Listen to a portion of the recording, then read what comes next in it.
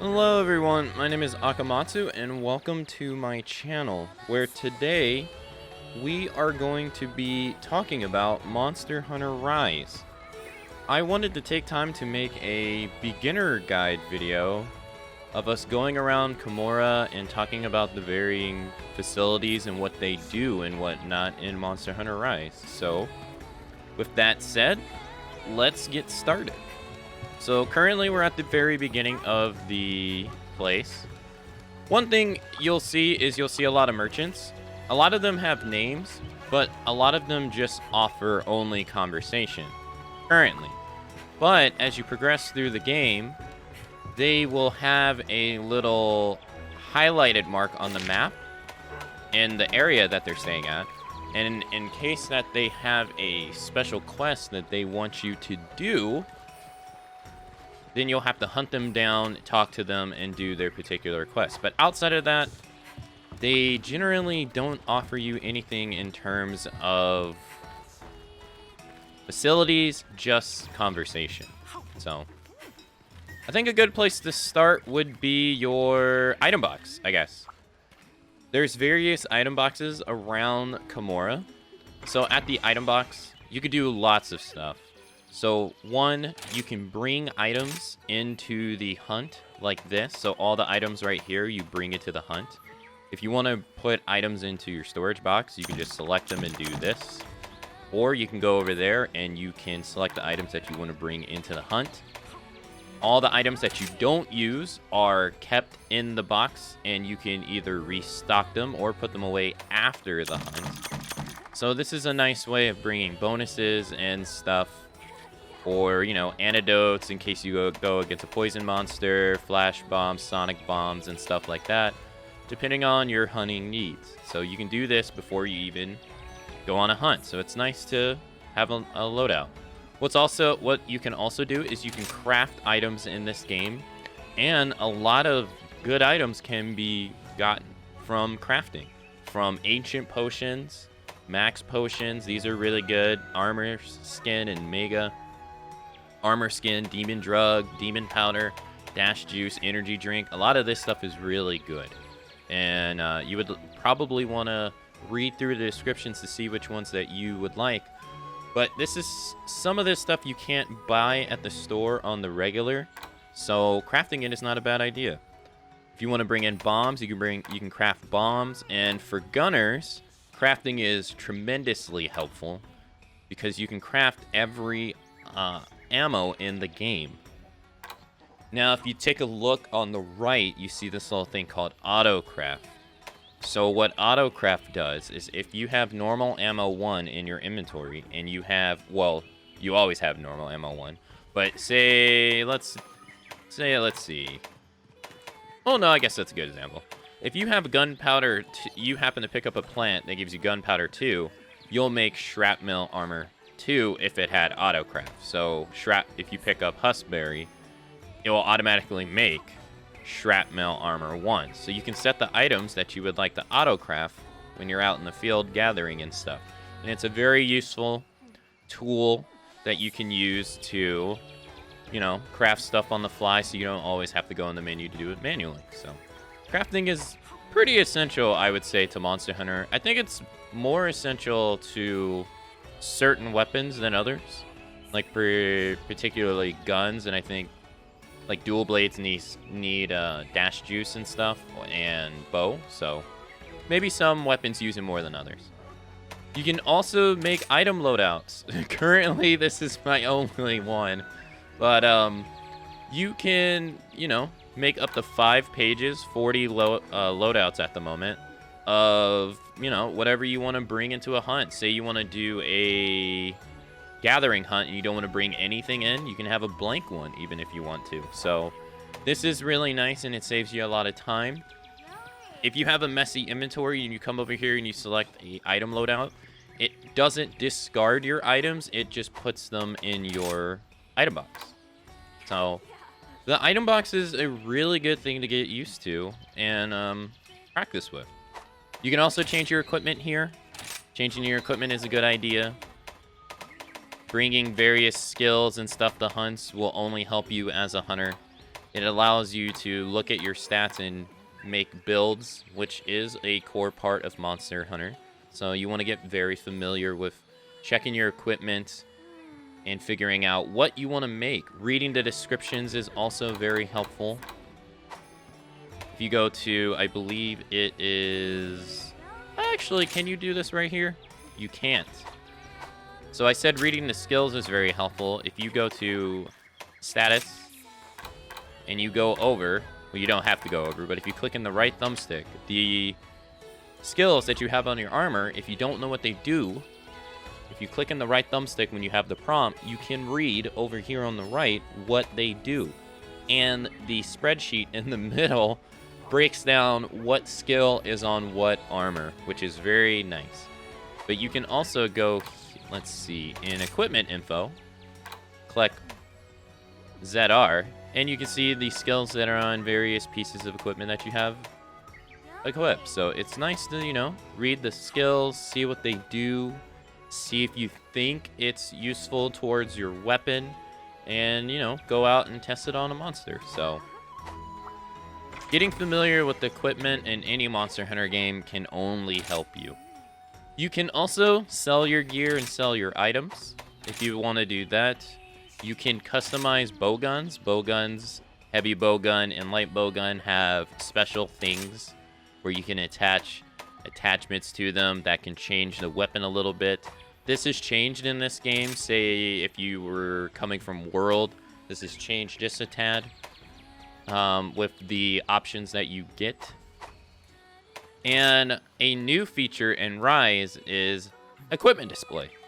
As you can see currently, my character Akane doesn't have a headpiece on, but she actually does. I just have this turned off. This is for the headpiece. This is actually an options in the setting menu, but you can do this with every piece of gear. So this is really nice. Say you have a piece of gear that's, you know, functional, but you don't like its look, you can turn it off. So I think this is great. And just like equipment loadouts, I'm sorry, item loadouts, you have equipment loadouts. Depending on the items that you want to bring into the hunt, and here it is. You can make 14 pages, which is a lot. You can also switch to layer armor loadouts. Layer armor is like armor that you wear on top of your functional armor that just changes the look but doesn't change the skill. Where I am currently in the game, I don't really have that much, and I don't know if it gets elaborate, but I imagine if it's going to be anything like the previous Monster Hunter game, layer armor is going to become prominent, but I wouldn't worry too much about it in the beginning. Once you progress a little bit into the story, you get access to changing your switch skills, which is a new feature in Rise. For gunners, it's R and, X and A. For melee weapons, it is ZL, X, and A. And you can change these out to different things. A good place to use this stuff is the training room to see which one you like. But this is a new feature of the Rise, and I actually really enjoy this. We're not going to worry about change appearance and armor pigment, but they're there. Not really something I feel like we should go over. So getting acquainted with the item box, I think, is a good first step in your Monster Hunter Rise journey. What can enhance this is getting familiar with the radio menu. So the radio menu is this little shortcuts that you open up that allows you to access stuff without having to jump through the menu. On the Switch controller, you hold down the left trigger to bring it up, and you can use ZR to cycle between the constant stuff. And you can customize this stuff in the settings menu. You also get 2 loadouts. One for when you're in the hub area, which is called Village, and one when you're out on hunts. And you can change this to a lot of things. Like you can change it from using a particular item, like it's set up right now to use a whetstone. This is the default one. I actually haven't changed it. But when I play guns, I am going to change it. You can change it to auto craft or craft something on demand, not auto craft. Use a helper cage, which are little guys you find out in the world. You can set it to do a lot of stuff, and this is very useful to be just more efficient. So after, say, you set your item loadout, maybe you want to go into the radio menu and change around some of the items to make it easier for you to use on the fly when you're out on a hunt. Next, we're going to go over, I guess, to the quest givers. So in Monster Hunter, you take on quests. Oh, hello. Let me turn this stuff in. Well, I guess that's a good place to start too. You also have something called optional side quests, which are, as they sound, side quests that you take on that net you Kamura points and other special rewards. Say like this one that says armor spears and small monster bones. If we gather at a bone pile 7 times, and it lets you know how far you got, how much you get. Currently, I can hold up to 5. I don't know if that gets any higher, but these are really nice to get, so you can get Kamura points, and you use Kamura points all around the village. We will talk about that later at different facilities. You can also take on training quests if you'd want to. When you unlock it, you can take on rampage quests as well. I won't click on that because I don't want to reveal too much about that, because that is a new feature for Rise, but you'll be able to do those. And village quests and expeditions. If you want to just go to an area and gather stuff with no time limit, or say you have a side quest that requires you to do stuff, expeditions are a great way to get them done. You also have your main quests right here, where you accept them to go take on monsters and progress the game. And this is how you get stuff done, do quests and stuff like that. It's the main core part of Monster Hunter that you want to do. Unlike the previous game, World, and Rise, the offline and the online is actually separated. So if we go over here to the Gathering Hub, you'll see that the hub quests differ from the village quests.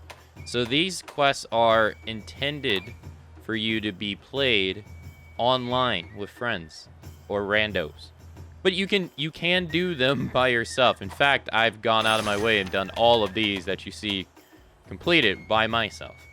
And this was not a thing in World. In World, once you got one quest, it was either both online or offline. They changed it in Rise, and I'm a 5er, so I don't know what it was exactly like. I played a little bit of Generations, but apparently this is how it used to be.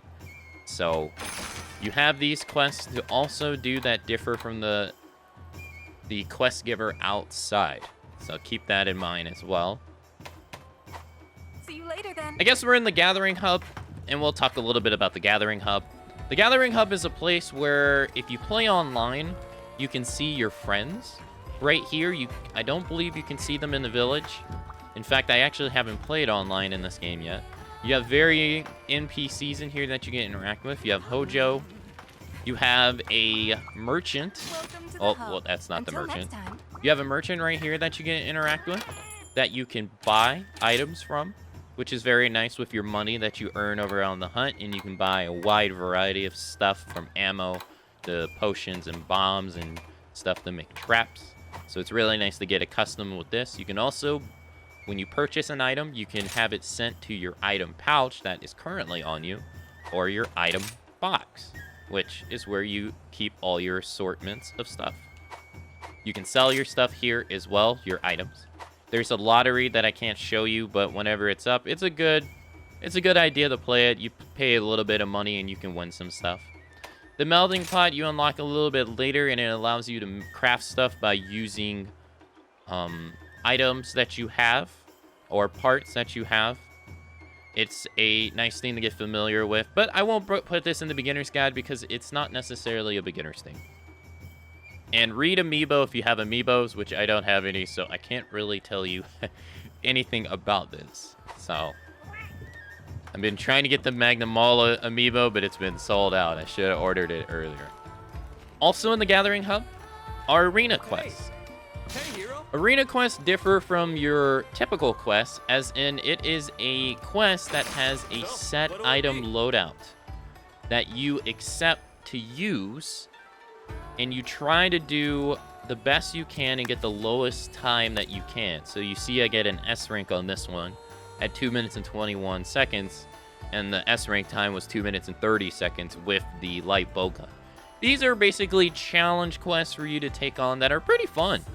I get a nice rush being able to do these, you know, when I get very close and stuff. I definitely recommend if you are a competitive person that you try these out. They're pretty fun to do. They're only available in the Gathering Hub, so... And you unlock, I believe, more as the story goes on. I believe so. I'm not sure if I complete this one, do I unlock another one, but... They're fun, and I definitely recommend that you check them out. I definitely neglected these in World. I did not give them my full attention. Well, I guess we'll start talking about the cantina, which is here and also outside. Right here. You can do a couple things at the cantina.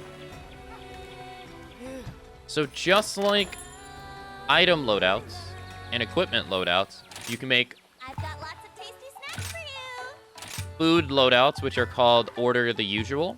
So you can set aside 3 food items that you enjoy and that you can just eat that set and be gone. You can also rename them, which I haven't taken time to do, which is very good if you like to be organized. You can rearrange them, which is really nice. You can unregister them. It's really nice. You can also Can I take your order? go through and read the descriptions of the food items that you can pick from, or the dongo that you can pick from, and see if you think that it is useful for you. Like, for instance, this one increases the damage for your sticky ammo and your gun lance shells. So if you're a gun lance user, or if you are a heavy or light bow gun that is using sticky ammo, you might want to bring this along to do more damage. And you can, if we look over on the left, you see where it says activation percentage. There's a 50% chance that you will have this activated. So it's not guaranteed. But what you can do to guarantee it is if you have dongo tickets, or almost guarantee it, you can up the chances by using a dongo ticket, which makes it to where, like I just mentioned, the skills have a higher chance of activating. Before, I should have went over this before I went into it. If you look over on the right, you have 2 different ways of paying. You can pay with your Kamura points, so that's one way to use your Kamura points, or your money. I typically just use money because I feel like it's more widely obtainable than Kamura points, and I like to save it for other stuff. But if you look below and it says effects, this is what you get from eating all the time. So you will get 50 stamina and 50 health whenever you eat anything. So it's a good idea before you go out on a hunt to eat, simply just because you get more survivability. Especially, I mean, you're going to want that stamina if you're a dual blade user or a bow user. So it's never a bad idea to go eat. And the daily special. If we were to eat Wealthy Man, it has a high chance of activating. Increases the amount of zenny you receive at the end of the quest. This is random, I believe. And a piece of dongo will have a higher chance of just activating than others randomly between quests. So it's never a bad idea to check and see which one is up in case you'd want it or not. But that is basically the food here. It's not too complicated, I don't think. It's pretty simplistic. Monster Hunter can feel a bit complicated with all its various systems going on at the same time. But once you take the time to learn them, it becomes like secondhand. There's another system at the food place called Motley Mix, where you can use your money or points to turn items into something else. So you could turn this raw meat into a well-done steak it lets you know how many well-done steaks you have. So I have 62, and I also only have 3 raw meats right here. So I could use my points, like so, and then would go into a cutscene, and she would give me my items back. And again, you can pay with your money or points. This is nice if you want, you know, the items that they offer here. It's another way to get different stuff. And yeah, they have a large amount of stuff that you can offer to get from. So it's never a bad idea to use this too if you want to get some well-done steaks and you don't want to make them in the field. Because I believe well-done steaks is a thing you actually can't buy. We'll save the buddy board for when we go to the buddy plaza. So the merchant guy, this is the merchant guy in the city. He functions just like the one that we went over in the gathering hub. So exactly the same. If we go over here, this is the smithy people. In World, these two were connected. If you played Monster Hunter World, in Rise, they are separated. So the left one is for your buddies, your Palicos and your Palamute. And they separated that if you want to take a look, between your Palamutes, excuse me, and your Palico, you can do that. And you can craft armor, you can craft weapons. If you take a look over on the right, there's their statistics, which I will break down once we get to the human equipment, because maybe you don't understand what some of this means. But yeah, they got different resistance, different defense. I don't believe the Palicos and the Palamutes get skills through their armor. It just offers them different defenses and stuff. At least at the moment for me, so that might change. I'm not really sure. But yeah, you can also take a overview look at the stat screen right here. And yeah, you can see if you like it or not. If you press Y, you get to take a look at what it looks like to see if you like its looks. Because having your dog and your cat look stylish is definitely an important part of Monster Hunter. But yeah, you can change your equipment, and I wouldn't neglect this. They don't do a crazy amount of damage. But it's nice to give them decent weapons, especially status effect weapons. It's pretty nice to give them status effect weapons. That's a little thing. You have a thing called scraps in this game, which is what you use to make the buddy equipment. You get scraps for making human equipment, so think of it as like leftovers, right? But you can also make them on purpose by using other stuff that you have. It even shows you, where you can get the scraps from with the human equipment right here. But you need these for making buddy equipment. And you can manage, I believe this is their equipment right here. So, and this is showing you something. We'll go over this once we get to the buddy plaza, because I feel like that's appropriate. But you can manage your various buddies, Palicos, and Palamutes equipment from this menu. Pretty self-explanatory. I don't think I need to go too in-depth on that. So, the human equipment. Now, I do want to take a little bit of time talking about this stuff, because there is a lot on screen that you might not feel like the game explains. I remember when I played World, I didn't feel like the game explained Elder Seal. But I actually haven't even seen Elder Seal in this game, so I won't be explaining it because I haven't seen it. But this is your weapons tree. I'm using a hammer, so we're going to use hammers as an example. This gets bigger and bigger as you progress through the game, and you'll have more and more weapons to make. But as you can see, there's a lot of stuff on screen, so I want to go over it. First things first, do you see the X icon and the hammer icon in the top left of these boxes? That is letting you know that this one does not have the required parts to make this item, and 2, that you can start crafting from this item in particular. So you see these lines right here that are connecting? Normally, if these were not here, you would have to start from the very beginning and create this, to create this, to create that, to create that, to create this. But if it has the hammer icon, you can just start right here, which is very helpful. If you take a look at a quick glance, it has the little icons next to each weapon letting you know if it has a status effect on it or not. Like this has this 21 water damage. Over on the right, you can see it under the sharpness gauge. This does 23 paralyze. So different weapons have different statuses and different elements tied to them. They also have different rarities. This is a rarity 3 compared to a rarity 2. So, and they're usually color coordinated with that kind of stuff. So different weapons have different stuff. Now, we're going to go focus on the equipment info in the right. Well, no, before we jump into that, I guess we should... I'll just glance over it real quick. You have forging materials. This is what you need to bring when you want to make a weapon. As you see, I don't have Mitsuni. I don't have its claws, so I can't make this weapon. And it's grayed out. It's not, like, lit up to let me know that I can make that weapon. Another thing in this game that I don't believe was in World is the upgrade material type. So let me see if I can find a hammer that has that. So I can show you how that works. I might not have one. Let's see if we can luck out here. Where are you? I gotta have one. I'm not having any luck. No, not having any luck, of course. Well, that's okay.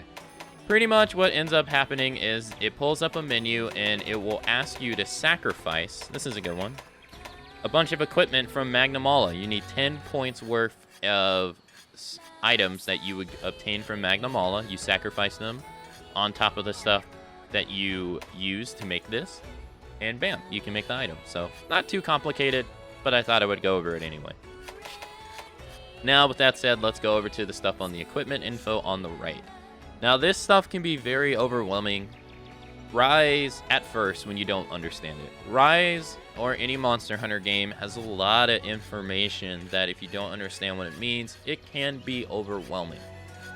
So, attack is exactly what you think it is. The attack value of the weapon that you are looking at.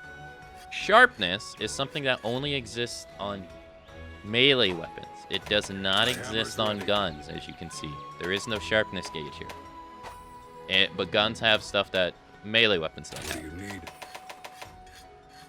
As you can see, it goes from red, orange, yellow, green, blue. And there could possibly be more too. This is your... think of like a damage multiplier. So the lower it is, the worse it is.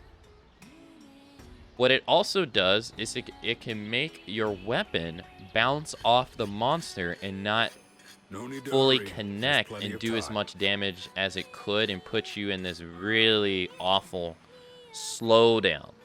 So when considering a weapon, you want to consider the sharpness and, you know, in correlation to all the other elements that the weapon has to offer. Now, correct me if I'm wrong, please. I might have this wrong. I'm predominantly a gun user, so I might have this information wrong. I'm fully okay with admitting that. But I believe yellow sharpness is, think of it like 100% or 1.0. I think green is like 0.5 or 105. So you get like a 5% bonus. Or maybe it's like a 5 attack on top. I'm not exactly sure. And then it increases like that over and over again. So you do more damage the higher your sharpness is. And as you can see, different weapons have more sharpness than others. So this doesn't have blue sharpness. This does. This has a lot of yellow sharpness. This has way more yellow sharpness, but it also has green. So you want to consider that stuff when making a weapon. You have an element tied to your weapon that I covered earlier. This has sleep, so it has a 21 build up to sleep. So the higher the number, the less hits you have to do to put a monster to sleep. But this also goes in correlation with the monster's resistance, which we'll take a look at later. Infinity is basically critical hit rate. This is one thing, I just don't understand why they don't call it critical hit rate, but that is what it is. The higher the number, the more often you will do a crit attack. The lower the number, the more often you'll do damage that is not a crit and less damage. So this has like -15, but it has a high attack. So you have a 15% chance to do less damage. It's pretty much what that means. Defense boost, self-explanatory. You get a 15 defense increase on your defense. And slots. Slots are for something that is called decorations, which are right here, which you can put special skills into your weapons. I wouldn't worry about this going on because you won't have this up unlocked, but that is what they are. And does that cover everything for weapons? You have rampage skills. Every weapon has rampage skills, and you can set a set amount of them. So this one has Infinity Boost 3, Defense Rider 2, and I'm sorry, Defense Boost 2 and Master Rider, which differs from this one, which has Attack Boost 2, Water Boost 1, and Elemental Exploit. Just like armor skills, if you click on the right skill, or the right button, starting to jump over my words here, you can read a description of the skills and see if you like them or not.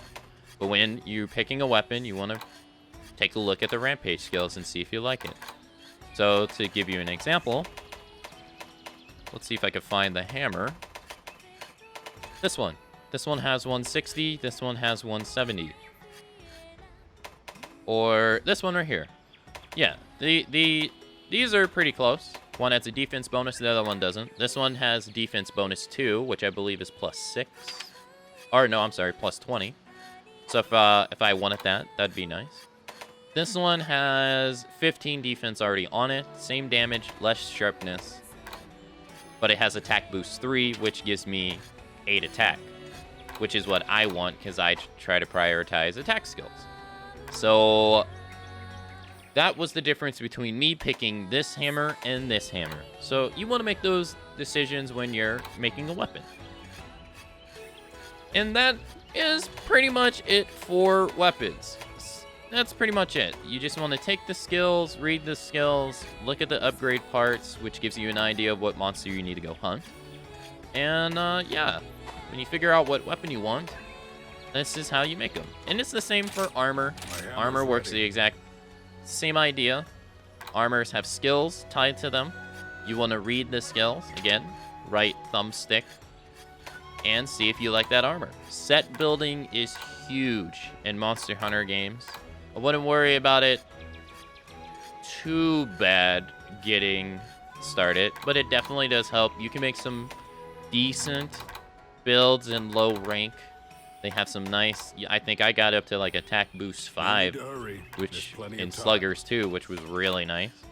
But maybe you want to prioritize defense. You know, maybe you're taking more hits and you want to prioritize defense. You don't have to go offense. They have a lot of skills, and I would encourage you to take time to read them to give you a better understanding of the game overall. It's definitely not a bad idea. Okay, I think we spent a lot of time here, and I think that's fine. The other stuff I don't think you really need. Ramp up is basically the rampage skills that I showed you. And that's pretty much it. Kinsec is for insect glaive, manage equipment, customize bowgun. We already talked about that earlier. So I think this is a good place to stop for the smithing. This is your home. Your home, if you want to customize it, you can at the housekeeper. It's always nice to come home and relax, but that is all I'm going to be talking about with the home. You can change the background music for all the areas in the hub world if you'd like. You can change your room interior if you'd like. It's really nice to get acquainted with the home. The housekeeper can also do stuff that is available in the buddy zone, but we're going to go talk about that next because that is where we're headed. So let's make our way over to the buddy zone. The buddy zone is a pretty cool place. So this is the buddy zone. The buddy zone offers you a lot that I encourage you get acquainted with. Over here is a guy you talk to hire buddies.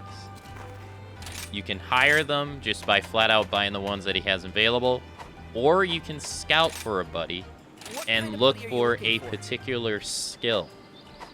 You can rename your buddies, and you can dismiss your buddies. But this is where you predominantly get your buddies, your Palicos and your Palamutes. So it's definitely a good idea to talk to them. And you're going to want a bunch of them. So for the buddies that you can't bring out on a quest, you can take them to the dojo and have them train here, which is a good idea to level them up while you are not present. Now, the buddy board. I'm coming here because I want to show you. This is basically where you handle all your buddies. So if you want your buddies to, if you want to change their behavior and make it to where they prioritize attacking small animals over large animals, you can do that with both the Palico and the Palamute, I believe. Oh no, you can change the attack parameters with the Palamute. So maybe you want to change that. But I want to bring up one important aspect that I didn't know with the Palico and the Palamutes. Especially the Palicos. If you look over on the right, on the left, and you see that little green icon and the purple icon, Palicos have types. You might be wondering, why do you want so many types of Palicos that are the same?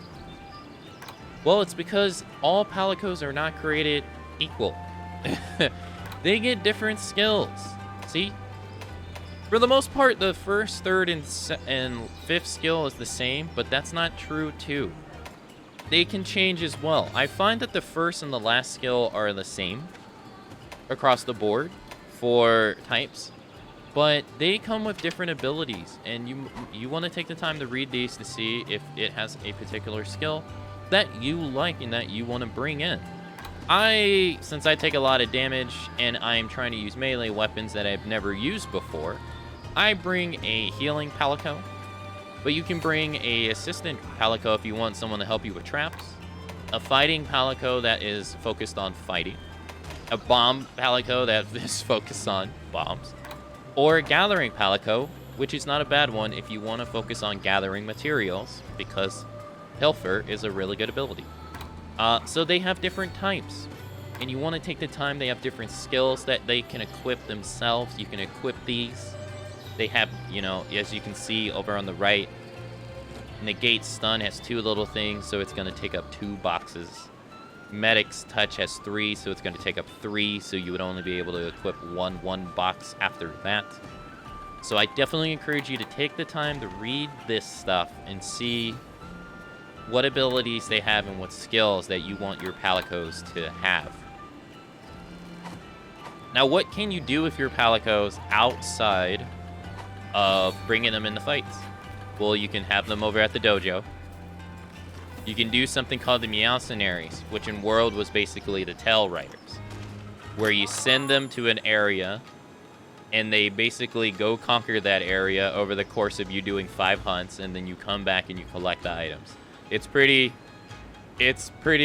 much the same if you played World and you did the Tail Riders. The only difference is now you need to actually have a Palico or Palamute to do it, but it works exactly the same. It's a nice way to get items that are only exclusive to this too, so I wouldn't neglect this stuff. Now, pardon me if I'm mispronouncing it, but you have the Orgasi, I believe is how you pronounce it, where you send your Palamute Palicos off to get items, but you designate what item that you want them to have. Oh, I hit the wrong person. Here, you can take the items, obviously. You can request what item you want them to grab, and I'll show you. So I had Joel. Where is he? I had Joel. And you can select what item that you want them to grab. It shows you. You get items obtained 2. It will also let you know you may get a bonus item. So Joel was getting Might Seeds, and then you confirm that. And basically, you never have to change this unless you want a different item. In World, there was Fertilizer. In Rise, it's called Buddy Bargaining. So you can put a buddy, give them a effect that will increase, you know, how much items they get, or increases the items. Number of items increases slightly, increases the items obtained in a short time. So you want to, this is where you use your Kamura points. And when I was saying I like to save my Kamura points for stuff, It's this stuff right here. I want to make sure I always have enough Kamura points personally for stuff like this. But yeah, if you want to enhance how much items you get from the Orgasi, that's what you can do. You might have noticed that there's this thing at the bottom called the apple. If you use an apple, it basically enhances a lot of things in the Buddy Plaza. It enhances the Meowcenaries effect. It enhances the Orgasi's effect. And it also enhances the training that you put the buddies through. But they're not that common. As you can see in the top right, I only have 8. So I try not to use them every so often. I don't know if that's actually a good strategy or not, but that's just what I do. So yeah. But if you did not know what that is, that's what it is. You can also exchange your Kamura points for items with her, and it's not a bad idea to come back and check her every so often or in between hunts if you really want to. She can sometimes have really good stuff here that you either have to craft to get or that you can't get normally. So it's definitely a good idea to come back here and check this stuff. I wouldn't neglect this stuff.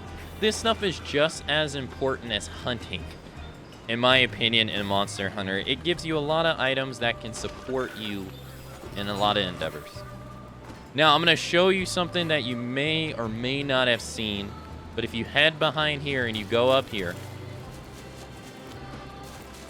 there's a nest, a Kahoot nest. And in between missions, this will replenish. And I believe it stacks maybe up to like 5 quests, I believe. I think at most you can get 5 items. But you'll get a random item here. As you saw, we got a steel egg, so we can sell that and get some money. Up there. I did not know that that was up there. I randomly found it while I was wire bugging all over the place.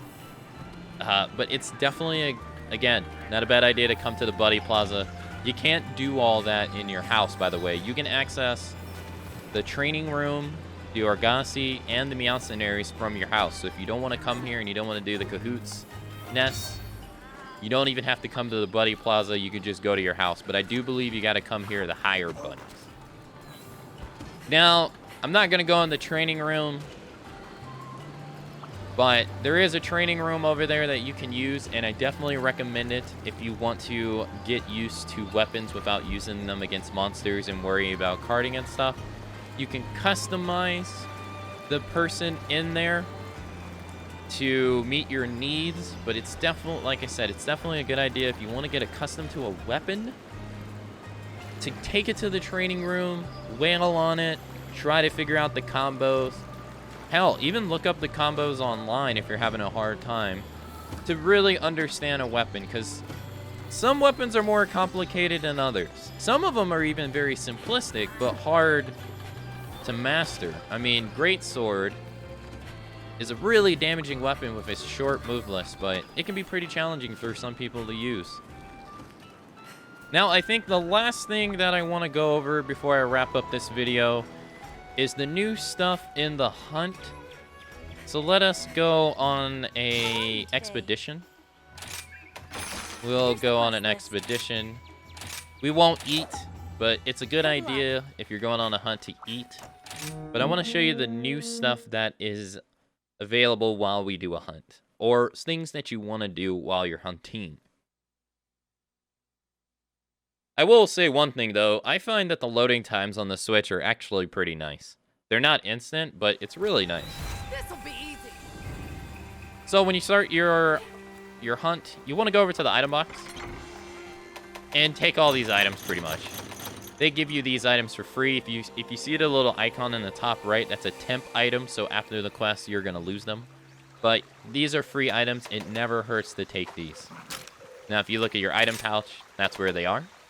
Remember when I said about the radio menu? There it is. This is the radio menu. This is the default one that the game gives you.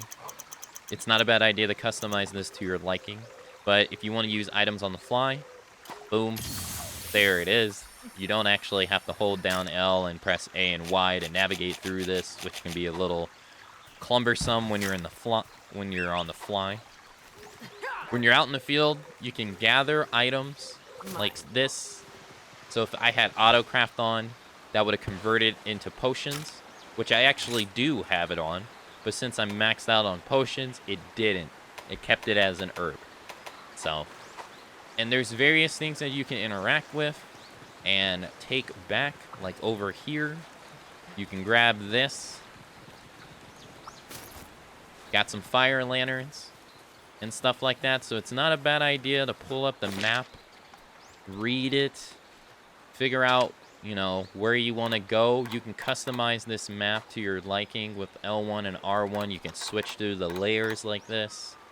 You can highlight, if you press X and you go over to the icons, you can highlight a particular item that you're looking for. As you can see, say I want yellow speary bugs, which is one of the new features in Rise. It shows us all the yellow speary bugs right here.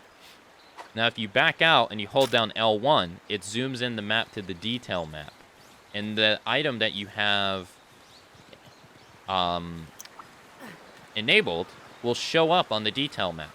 Now, I wish this showed up on this map right here and you didn't have to zoom it in. I would find that more helpful, but this is better than nothing. So, if you have a particular item that you're looking for, this is a nice feature to use. I wish I'd have known this earlier. It's really nice. So, Nargacuga's mad. We're going to get away. So, as you see, I got defense bonus for picking up these little things. These are called Speary Bugs. These are a new thing in Monster Hunter Rise.